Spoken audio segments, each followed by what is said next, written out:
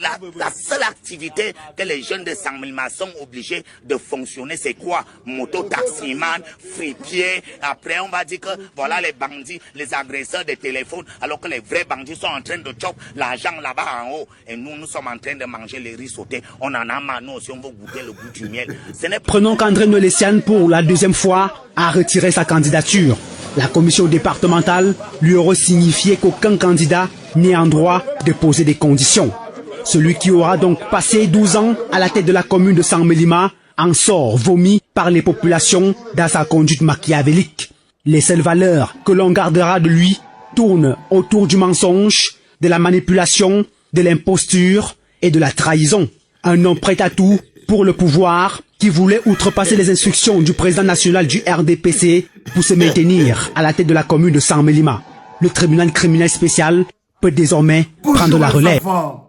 C'est papa. Mon mur est un asile psychiatrique à ciel ouvert. Assieds-toi, Piccolo, assieds-toi. Mon mur est un asile psychiatrique à ciel ouvert, yo-yo, et ma salle d'attente est toujours bondée. Bienvenue à la clinique, les enfants. Ce reportage, le bonhomme qu'on appelle André Noël-Essiane, je ne le connaissais pas bien, mais je le connais. André Noël-Essiane, les enfants, assieds-toi là, Piccolo. Je vais expliquer aux gens qui est André Noël-Essiane, parce qu'ils ne peuvent pas savoir pourquoi tu es là, alors qu'on parle d'André Noël-Essiane. Je vous rappelle que ce reportage a été fait par monsieur Apicoro sur commande de l'homme qu'on appelle le Zomlo, des Zomlo, Jean-Pierre Mougoubelinga, quand le Zomlo était en Côte d'Or. C'est un reportage. À l'époque, le Zomlo était en galère, en guerre avec André Noël-Essiane. André Noël-Essiane, c'est une grosse sardine de Saint-Mélima. C'est-à-dire que les gens qui ont bloqué toute la population, la jeunesse de Saint-Mélima, dans la misère, la souffrance et la moto. Vous avez entendu comment l'autre frère parlait en disant que l'avenir d'un jeune de Saint-Mélima, si ce n'est pas la moto, c'est le gravier. Si ce n'est pas le gravier, c'est le whisky en sachet. Et que le type qui était responsable de la souffrance de toute la jeunesse de Saint-Mélima, mon petit Yobet, papa travaille, assieds-toi, mets-toi à côté de moi. Le type qui était responsable de la souffrance de toute la jeunesse de Saint-Mélima. C'est celui qui avait braqué la commune. C'est André Noël-Essiane. Personne n'a osé le parler à Saint-Mélima. Parce que c'est l'ami de Pomba. Il a eu donc tout ce pouvoir de détruire toute la jeunesse de Saint-Mélima simplement parce qu'il était l'ami de Pomba. Simplement parce qu'il avait le pouvoir. Et il a donc eu la réputation d'un homme qui aime trop le pouvoir. Il aime Mimba. Quand il marche dans la rue, il envoie les gens partir chasser le rat, les chiens et tout. Donc comme c'est un gars qui aime Mimba, voilà pourquoi Amougou, le Zomlor, le détestait. Lui et le Zomlor étaient en guerre parce que le Zomlor se prenait aussi pour un Mimbailleur. Donc ils avaient les Mimba des frères et Kang, entre Kang. Après, petite parenthèse, vous voyez donc les jeunes, après vos parents vont porter la brouette avec la photo de Moïse Kamto pour aller faire la sorcellerie avec. Après vous avoir appauvri. Parce que là, par exemple, le petit qui se fâchait là, il se fâchait donc pour ne pas... Tu te rappelles de cette histoire à Piccolo? Tu te rappelles de l'histoire là? André Noël-Essiane, ce misérable voleur, toujours à la soif du pouvoir, qui veut faire montrer, dire à qui veut l'entendre qu'il est l'ami du président, qu'il est capable de faire ce qu'il ne veut pas. Et mais, comme vous savez bien, le président a seulement posé l'encre, mais le stylo est toujours dans le bic. Et là, j'en sais rien. Vous vous rappelez de ce reportage? Donc, Amougou Belinga est donc entré en sucette grave contre André Noël-Essiane.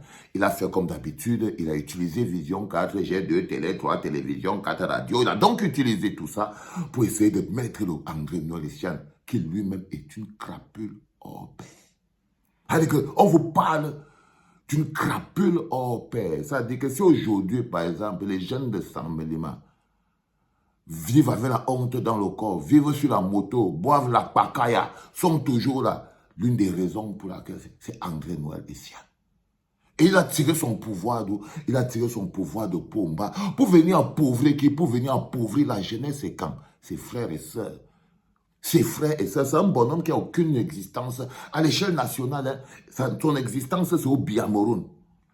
Alors, il s'est passé quelque chose d'extraordinaire à l'Assemblée. C'est que vous savez très bien ce qui se passe avec Cavaillé. Il paraît qu'il ne voit plus, il n'entend plus, il ne marche même plus.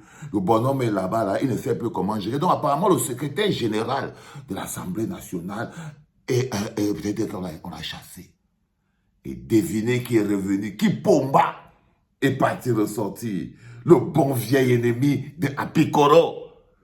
Voilà pourquoi tu es là, Pixo. Qui sait que Pomba est parti chercher dans sa méchanceté et dans sa magnanimité mercantile. Il est parti chercher André Noir-Lessiane pour venir être le nouveau secrétaire général de l'Assemblée nationale. Évidemment, il sait que Cavaillé, apparemment Pomba veut qu'il aime Cavaillé. Non, Pomba veut le voler. Pomba est en train de faire la concurrence avec Cavaillé. Qui va partir avant l'autre? Et Cavaillé s'accroche. Parfois, il n'obéit pas à Pomba parce qu'il sait que Pomba veut l'envoyer devant. Et ils sont en train de s'accrocher. Non, je te tiens. Ils se poussent. Non, toi pas d'abord. Ah, non, c'est d'abord toi pas. Parfois, ils arrêtent. C'est toi qui pars. Pomba essaye d'envoyer Cavaillé Djibril devant. Ils sont trois. Ils ne savent pas qui va mourir avant que Pomba dit que je veux vous envoyer devant tous. Donc, Cavaillé est dans une situation où Pomba veut le coincher. Pomba veut l'envoyer devant avant. Pomba ne va pas l'enlever président de l'Assemblée. Non. Ils doivent aller tous ensemble. Sauf que là, maintenant, personne ne veut mourir. Ils ont tous mangé ensemble. Maintenant, personne ne veut mourir. Pomba accroché, dit qu'il ne meurt pas. Cavaillé s'accroche, dit oh, je ne meurs pas moi-même aussi. Toi, tu ne meurs pas là-bas. Pourquoi? Pomba dit mais tu dois mourir. Il dit non, c'est toi qui meurs d'abord le premier. Cavaillé dit non, c'est toi qui vas mourir le premier. Au milieu, Niaté là-bas, on va dire que les gars mouraient même un peu, non? Mourir. Donc, ils sont dans une logique où ils sont en train de chercher à savoir qui va mourir avant l'autre. Et Pomba, c'est un bonhomme que quand il est fatigué d'attendre, il te provoque. Donc, il a décidé de provoquer Cavaillé Yégué Djibril. Il a envoyé André Noir-Lessiane, secrétaire général à l'Assemblée nationale. La première personne qui ne va plus dormir, c'est celui qui est assis ici, qu'on appelle Apikoro. C'est celui qui est assis ici, qu'on appelle Apikoro. Parce que André Noir-Lessiane, c'est un rancunier. Il est exactement comme le Zomlo Amougou. Il est exactement comme Pomba. C'est les gens qui sont nés dans la haine et la rage. Ils ont le cœur sec et noir. Noir et sec. C'est que tu te demandes qu'est-ce qu'il y a, qu'est-ce qui s'est passé dans la communauté pour que les frères soient autant secs, qu'ils aient le cœur aussi rancunier.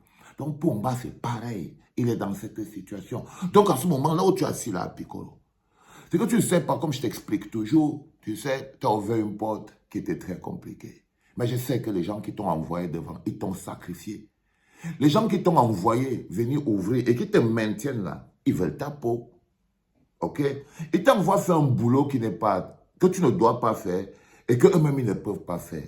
Comment on peut prendre un jeune comme toi, c'est lui où tu te laisses utiliser pour venir diviser la population, pour venir diviser le peuple camerounais en logique tribale à Piccolo. Comment tu peux accepter une mission pareille, frère? C'est-à-dire que laissons un peu même les bagarres inutiles et machin truc. Comment un jeune de ton âge, un jeune du 21e siècle, tu emploies les gens... Bon, ok, quand tu dis que jeunesse c'est quand, mobilisons, ça veut dire que là où tu travailles là-bas à Vision 4, là, il n'y a donc aucun Bamileke, aucun Bassa, aucun Aoussa, aucun Eton, aucun machin. C'est-à-dire que moi, je te propose donc de virer tout. Peut-être qu'il n'y a pas. Mais s'il y a encore quelqu'un qui n'est pas écan à Vision 4, commence d'abord par te mobiliser là-bas. Tu entends, non, frérot? C'est-à-dire que commence d'abord par te mobiliser là-bas. C'est-à-dire que enlève tout le monde, va vérifier celui qui n'est pas écan à Vision 4. Tu prends tous les écans qui sont, tu viens d'abord les mobiliser à Vision 4. OK? Une fois que tu les as mobilisés là-bas et qu'ils vivent déjà bien.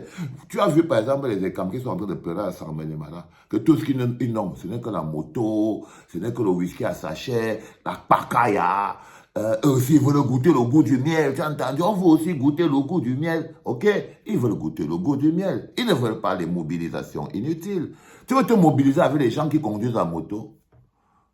Tu veux mobiliser avec les gens qui sont bloqués à conduire la moto, à boire la pakaya, par tes propres pères, parce qu'eux, ils t'ont sauvé.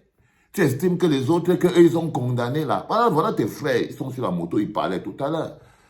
À un moment ou à un autre, mon plus petit, je te dis que ce qui va t'arriver, you don't know. You don't know. You don't know, mon petit. Avec ta... Regarde-moi quelqu'un. Regardez-moi quelqu'un. C'est terrible. Donc les enfants, ce bonhomme qui s'appelle Apikoro avait donc hérité du dossier André Noir-Lessiane. Et c'est lui qui devait donc le massacrer dans la télévision d'Amoukou Belinga. Le reportage, vous l'avez écouté tout à l'heure. C'est-à-dire qu'il avait déjà organisé à André Noir-Lessiane le TCS. Tu vois ce que ça veut dire? Ça veut dire qu'il y a des gens là, par exemple, tu dois savoir, lundi, il doit aller au TCS, mais mardi, il a une nomination. Il n'y a plus le pays là-bas, les enfants. C'est-à-dire que voilà un gars qui était condamné, qui l'a appauvri, il a vidé, il a volé l'argent, il doit aller au TCS. Il leur a dit que Pumba, c'est mon ami. Pumba, c'est mon ami. Au final, on l'a nommé secrétaire, le tout-puissant secrétaire général de l'Assemblée nationale du Cameroun. Celui qui ne veut pas, c'est son problème. C'est ça notre pays, les enfants. Oh, sors d'ici, c'est dimanche. Et fiche la paix, dis donc. Voilà, va faire ton émission. Regarde-moi quelqu'un. Va faire ton émission à 2 balles, là. Va faire venir Dieudonné et Somba et tout. Dégage d'ici. Homme prévisible, bas de gamme. Homme prévisible et de bas de gamme. Dégage. Oui, les enfants. C'est de ça qu'il s'agit. Aujourd'hui, c'est dimanche. Et ça me prend beaucoup d'énergie de ne pas vous dire ce que j'ai à vous dire. Pourtant, je suis extrêmement fatigué. Pourtant, je suis extrêmement fatigué, les gars. Je sais que vous en foutez, personne ne me dit de faire ça, oh, cherchez tes vues en paix. Je suis extrêmement fatigué. Mais c'est important pour vous, mes jeunes frères et sœurs, que vous compreniez qu'un pays se construit. Et pour construire un pays, il faut construire les hommes. Ce travail que je fais est un travail de reconstruction psychologique et mentale. C'est un travail pour colmater toutes les fissures que Pumba a mis dans vos têtes et dans nos têtes. C'est de nous réconforter avec nous-mêmes, de reconstruction psychologique. Ça prend beaucoup de force. Allez, c'était le premier podcast de la journée, c'est le premier podcast de ce dimanche. Viens, yo-yo, dis-leur au revoir. C'était papa.